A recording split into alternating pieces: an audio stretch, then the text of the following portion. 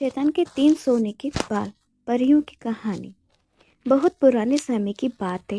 एक बहुत ही गरीब औरत ने एक सुंदर बेटे को जन्म दिया। उस बच्चे के हाथ पर नीले रंग का एक बड़ा सा दाग था जो पंडितों के अनुसार उसे भाग्यवान बना रहा था। उसके जन्म के साथ ही उस गांव के ज्ञानी ध्यानी पंडित ने भविष्यवाणी की कि यह बच्चा 14 साल की उम्र में एक राजकुमारी से विवाह करेगा और खुद राज करेगा। एक दिन ऐसा हुआ कि एक राजा शिकार खेलते हुए रास्ता भूलकर उसी गांव में आया जहां उस बालक को जन्म हुआ था।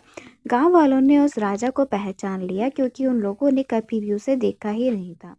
गांव के एक बूढ़े ने बातों ही बातों में राजा को बताया कि कुछ ही दिनों पहले उसके गांव में एक ऐसा बच्चा पैदा हुआ है जो 14 साल की अवस्था में इस राज्य के राजा की लड़की से विवाह करेगा।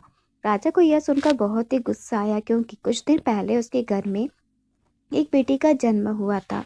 राजा वैसे भी बहुत ही घमंडी और कठोर हृदय का व्यक्ति था। राजा ने सोचा क्यों ना उस गरीब औरत को कुछ धन देकर इसका बच्चा इससे ले लेता हूँ और इसका काम तमाम कर दें, तो न ही यह भाग्यवान बच्चा रहेगा और न ही मेरी राजकुमारी से इसका विवाह कर पाएगा। वह गांव के उस बूढ़े से बोला, बाबा मुझे भी उस औरत के पास ले चलो, वह उस बच्चे को ठीक ढंग से नहीं पाल पाएगी। मैं उस बच्चे को अच्छे ढंग से पालकर उसे बड़ा करूंगा। बूढ़ा उस राजा के भाग्यवान बच्चे की माँ के पास ले गया। राजा ने उसे अपना बच्चा देने की विनती की और बोला, तुम बहुत ही गरीब हो, इस बच्चे को कैसे पाल सकोगी? यह बच्चा मुझे दे दो, मैं इसे बहुत ही अच्छे तरह से पालूंगा। वह गरीब औरत अपना बच्चा देने से इनकार करती रही। तब राजा ने उसे बहुत सा धन दिया और बोला, इस धन से तुम अपना पेट पालना और जब तक यह तुम्हारा भाग्यवान बेटा बड़ा हो जाएगा तो खुद ही तुम्हारे पास आ जाएगा। गरीब माँ ने सोचा, क्योंकि यह बहुत ही भाग्यशाली बच्चा है इसीलिए यह अमीर आदमी इसे लेने मेरे घर पर आ पहुंचा है। शायद ही यही ईश्वर की इच्छा। बहुत सोच विचार के बाद में उस गरीब औरत ने अपना बच्चा राजा को दे दिया। राजा ने उस बच्चे के लिए एक लकड़ी का संदूक खरीदा और उस संदूक में डालकर बहते हुए पानी में छोड़ दिया। उसने सोचा कि दम घुटने से बच्चा इस संदूक के अंदर ही मर जाएगा। यह सोचकर मन ही मन बहुत ही खुश हो रहा था कि उसने अपनी प्यारी सी बेटी को उस अनचाहे पति से बचा लिया। मारने से बचाने वाला बड़ा होता है, ये बच्चे के साथ हुआ। वह लकड़ी का संदूक बहते बहते एक पंचचक्की के जाकर अटक गया। उस पंचचक्की पर काम करने वाले नौकर ने जब वह लड़की का बक्सा देखा तो वह बहुत ही खुश हुआ और उसने सोचा कि उसे बक्से में जरूर ढेर सारा धन होगा। उसे पानी में घुसकर इस संदूक को बाहर निकाला। जब उसने संदूक का खोला तो देखा कि गंदे से कपड़े में पहना एक बच्चा उसमें सो रहा है।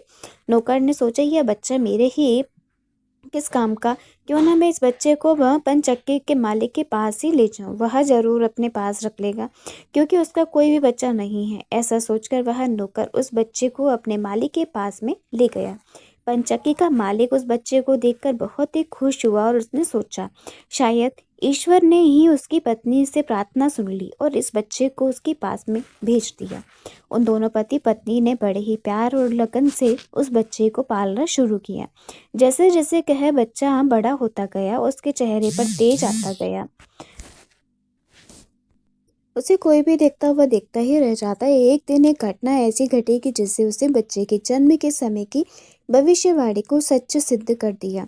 राजा किसी काम से उसी रास्ते से बाहर जा रहा था जिस रास्ते पर पंचक्की थी। रास्ते में अचानक बहुत बड़ा तूफान आ गया तो राजा को उसी पंचक्की के पास रुकना पड़ा।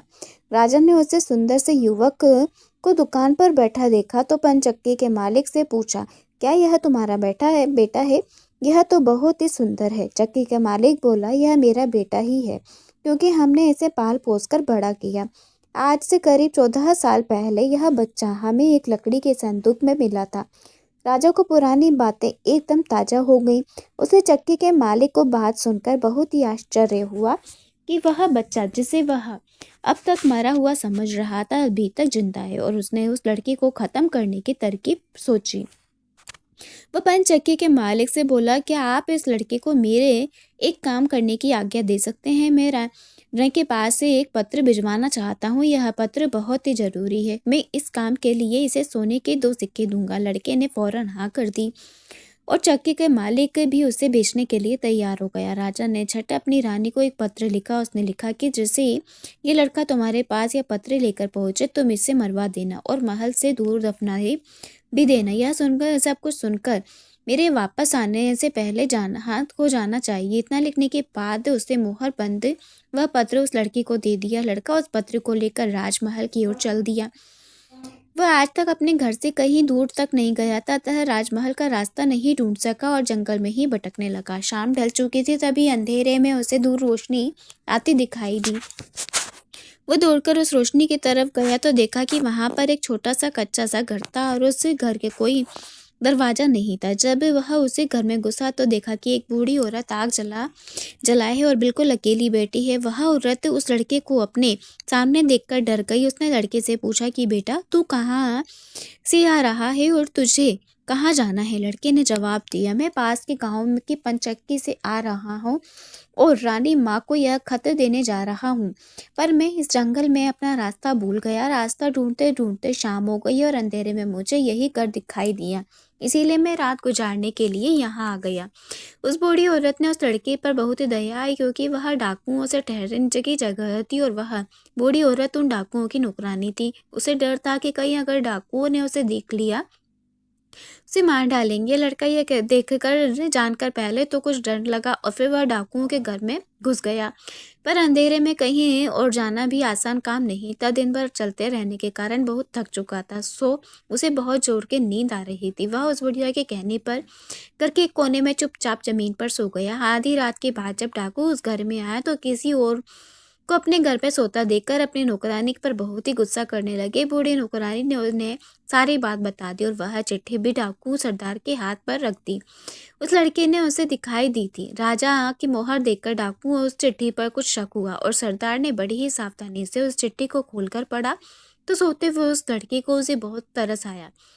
उसने उस चिट्ठी को फाड़कर फेंक दिया और दूसरी चिट्ठी पर उसने रख दी और उसे चिट्ठी में लिखा था कि जैसे ही लड़का राजमहल में पहुंचे तो इस लड़के से अपनी राजकुमारी का विवाह कर देना। ये काम कर मेरे वापस आने से पहले ही पूरा हो जाना चाहिए। यह खत उन्होंने अभी उस लड़के के सामने रख दिया और सुबह होने से पहले ही डाकू वहां से चले गए। और सुबह जब वह लड़का सोकर उठा तो उस बूढ़ी ने उससे कुछ जलपान कराया और फिर वह लड़का राजकुमार राजमहल की ओर चल पड़ा। राजमहल पहुंचकर उसने वह खत रानी माँ तक पहुंचा दिया और रानी माँ ने जब खत पढ़ा तो वह आश्चर्य हुआ कि राजा ये कैसी आज्ञा दी है। एक अनजान लड़के से वह अपनी राजकुमारी का विवाह कर दे। खत पर राजा की मोहर लगी हुई थी, अतः यह कोई धोखा भी नहीं हो सकता। राजा के वापस आने से पहले ही उसने अपनी बेटी का विवाह इस लड़के के साथ में करवा दिया कराना था। रानी ने लड़के से अपने पास बुलवाया और उसको भोला भाला और सुंदर चेहरा उसे बहुत ही पसंद आया और उसने अगले ही दिन उसे अपनी बेटी का विवाह करा दिया। लड़का राजकुमार के साथ सुख से उस महल में रहने लगा और कुछ महीनों के बाद जब राजा वापस अपने राजमहल में आया तो उस लड़के के बारे में जानने के लिए बहुत ही उत्सुक था। पर उसे जब यह पता लगा कि रानी ने राजकुमारी का विवाह उसी लड़के से करवा दिया है तो उसे बहुत ही गुस्सा आया, जिस बात में वह नहीं होने देना चाहता था। उसकी पत्नी ने वैसा ही कर दिया और उसने अपनी पत्नी से वह खत मांगा। राजा ने उसे उस लड़के की राजकुमारी के विवाह की बात लिखी देखकर हत्ते-बत्ते रह गया।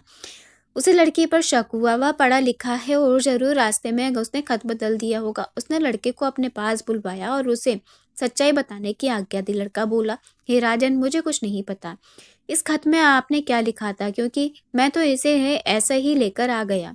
हाँ, जंगल में मैंने एक पुराने घर में एक रात गुजारी थी, क्योंकि मैं राजमहल का रास्ता नहीं ढूंढ पाया और जंगल में भटक गया था।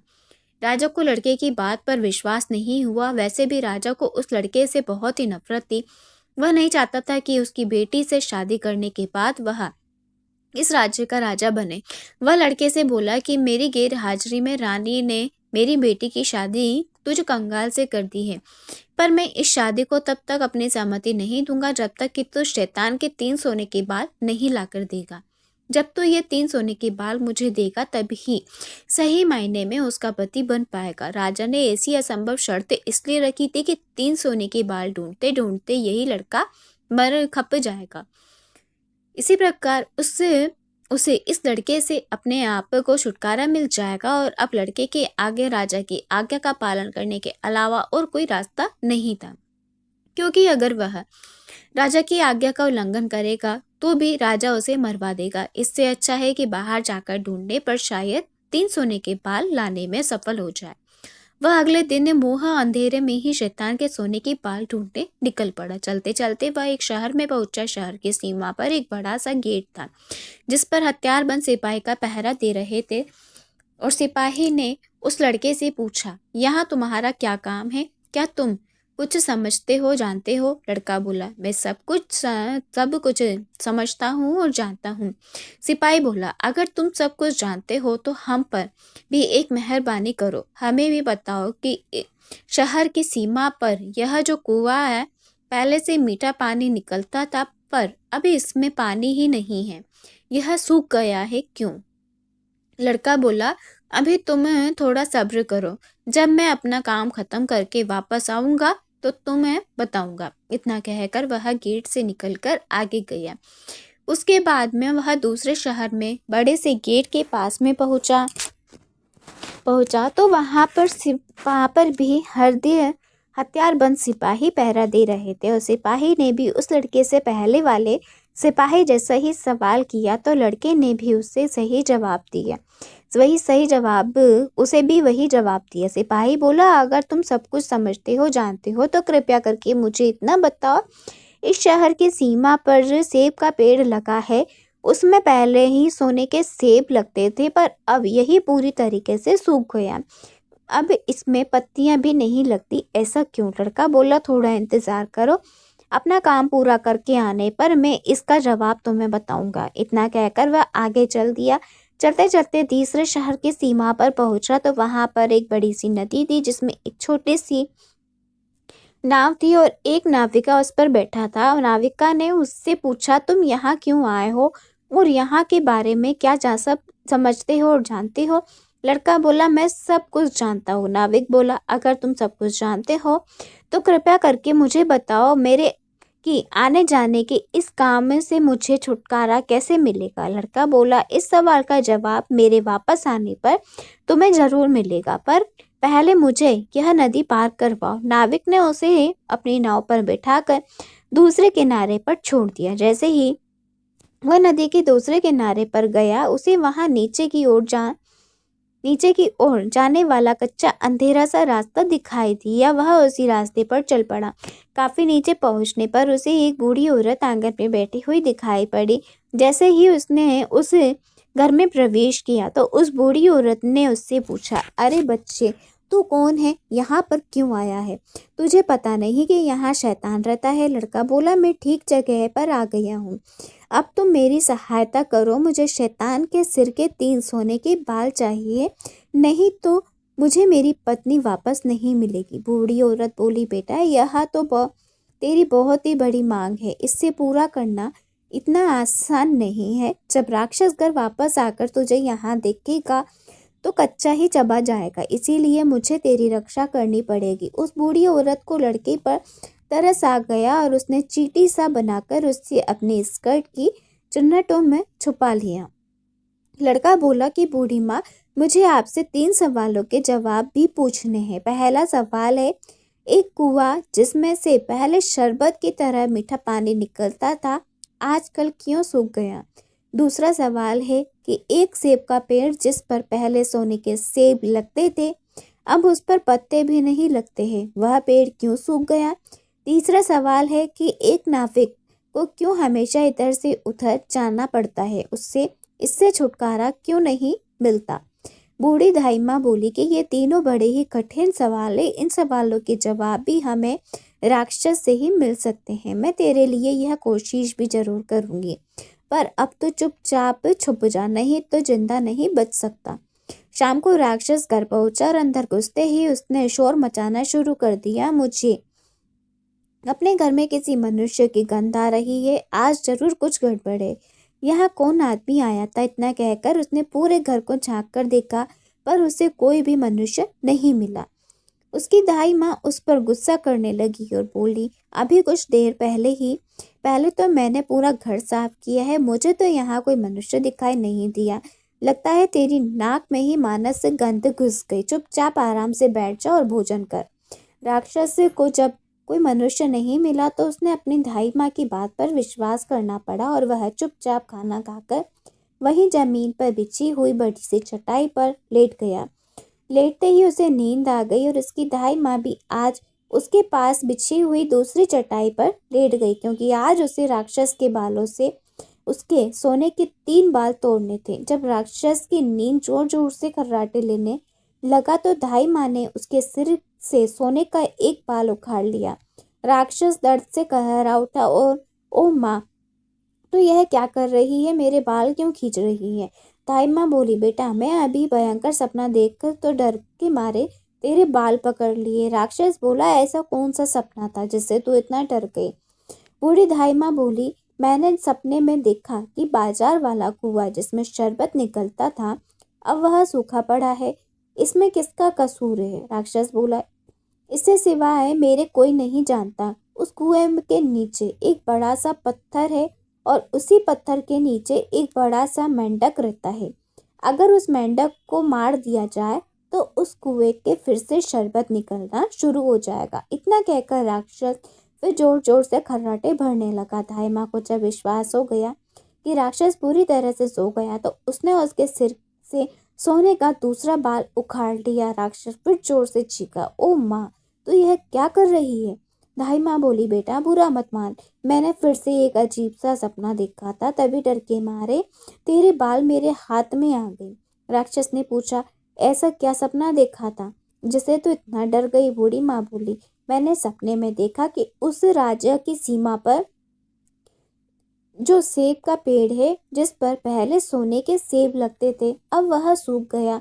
उसके सूखने का क्या कारण है? राक्षस बोला, इस पेड़ की जड़ में एक चूहा रहता है जो उसकी जड़ों को काटता रहता है। अगर उस चूहे को मार दिया जाए तो वह पेड़ फिर से सोने के सेब देने लगेगा। पर अब तो मुझे अपने सपनों से परेशान मत कर और मुझे चैन से सोने दे। इतना कहकर थोड़ी ही देर बाद वह राक्षस फिर जोर जोर से खर्राटे लेने लगा। जैसे ही बूढ़ी माँ को लगा कि राक्षस सचमुच सो गया है तो उसने तीसरी बार सोने का बाल उखाड़ लिया। अब तो राक्षस गुस्से से ही आग बबूला हो गया और धाई माँ को खरे खोटे सुनाने लगा। धाई माँ उसे शांत करने की कोशिश करने लगी, फिर बड़े ही प्यार से बोली कि बेटा, इन अजीबो अजीब सपनों से क्या करूं? अभी अभी मैंने फिर से एक अजीब सपना देखा। राक्षस बोला, ऐसा कौन सा सपना देखा? जल्दी कहा, मुझे जोर से नींद आ रही है। बूढ़ी माँ बोली, मैंने सपने में देखा कि मुझे एक नाविक की शिकायत कर रहा था कि उसे हर समय इधर से उधर जाना पड़ता है, उसे इससे छुटकारा क्यों नहीं मिलता? इसमें उसका क्या कसूर है? राक्षस बोला, वह नाविक मूर्ख है। जिस दिन वह किसी और आदमी के हाथ में अपना चप्पू दे देगा उसे हर रोज के लिए आने जाने से छुटकारा मिल जाएगा। इतना कहकर राक्षस फिर से अपनी चटाई पर लेट गया और खर्राटे लेने लगा। अब धाई माँ ने उस लड़के को अपनी स्कर्ट से निकाला और उसे 3 सोने के बाल देकर बोली कि अब तीनों सवालों के जवाब तो तू सुन ही चुका है, अब ये ले 3 बाल और तुरंत यहाँ से भाग जा। लड़के को असली रूप में करने के बाद धाई माँ ने झटपट उसे घर से बाहर निकाल दिया। लड़के ने हृदय से उसको धन्यवाद दिया और ससुर के राज्य की ओर चल पड़ा। रास्ते में उसे फिर वही नाविक पहरा देते हुए मिला तो नाविक और पहरा देते हुए दोनों सिपाही मिले। नाविक ने जब उससे दूसरी ओर उतरा तो वह लड़का बोला, तुम अपना चप्पू किसी और के हाथों में दे देना, तभी ही तुम्हें इस रोज रोज के आने जाने से छुटकारा मिल जाएगा। जब सिपाही को उससे उसके प्रश्न का उत्तर बताए तो उसे बहुत सा धन और एक गधे पर लादकर उस लड़के को इनाम दे दिया। वह उस धन के लदे हुए गधे को लेकर जब पहले सिपाही के पास में पहुंचा तो उसे भी उस प्रश्न का उत्तर दे दिया। उस सिपाही ने बहुत सा धन देकर उसे गधे पर लादकर उसको इनाम दिया। अब वह सोने के 3 बाल और 2 गधों को ढेर सारा धन लेकर अपने ससुर के पास में पहुंचा तो उसे देखकर राजा हैरान रह गया। तीनों बाल और धन से भरे हुए 2 गधों को देखकर राजा ने उससे पूछा, तुमने यह इतना ढेर सारा धन कहाँ से मिला? लड़का बोला, मैं नदी के उस पार गया था, वहां मुझे बहुत सारा धन मिला। उसने उनसे में से कुछ धन में अपने साथ ले आया और राजा का लालच आ गया। वह लड़की से बोला, क्या मैं भी नदी से उस पार तुम्हारी तरह कुछ धन लेके आ सकता हूँ? लड़का बोला, हाँ क्यों नहीं। उस नदी के नाव पर एक नाविक बैठा है जो अपनी नाव से आपको उस पार ले जाएगा, पर आप उसका चप्पू उससे लेकर नाव को खुद ही चलाएंगे तो नदी की दूसरी ओर पहुंचकर ढेर सारा धन ले आएंगे। लालची राजा इतना सुनकर नदी की ओर चल पड़ा और वहां सचमुच ही एक छोटी सी नाव पर एक नाविक बैठा हुआ था। राजा उस नाविक के पास गया और उसके हाथ से चप्पू लेकर खुद नाव चलाने लगा और अब उस नाविक को रोज आने जाने से छुटकारा मिल गया और राजा उस नाविक की और जगह समय समय पर नाव इधर से उधर जाने की सजा मिली। कहानी पसंद आए तो चैनल को लाइक और सब्सक्राइब करना ना भूलें।